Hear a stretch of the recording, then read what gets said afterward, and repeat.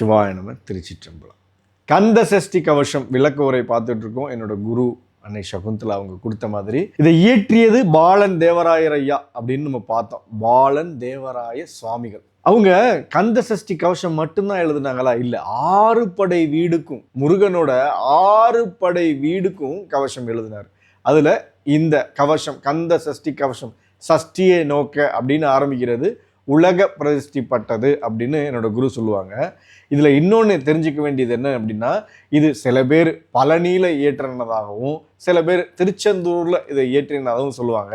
அதுல இன்னும் சாலார் என்ன சொல்றாங்க அப்படின்னா, பழனியில ஐயா இதை சுத்தி வரும்போது, பழனி மலையை சுத்தி வரும்போது நோய்கள்ல வாடும் மக்கள் எல்லாம் பார்த்து இறைவனை முருகனை நோக்கி மனம் உருகி வேண்டி இந்த பாடலை பாடியதாகவும், சில பேர் அவரோட சொந்த வயிற்று வலிக்காக, ஐயாவுக்கு இந்த வயிற்றுக்கு ஒரு பிணி இருந்ததாகவும் அந்த பிணி போகிறதுக்காக ஐயா வேண்டி இந்த பாடல் பாடினதாகவும் சொல்லுவாங்க.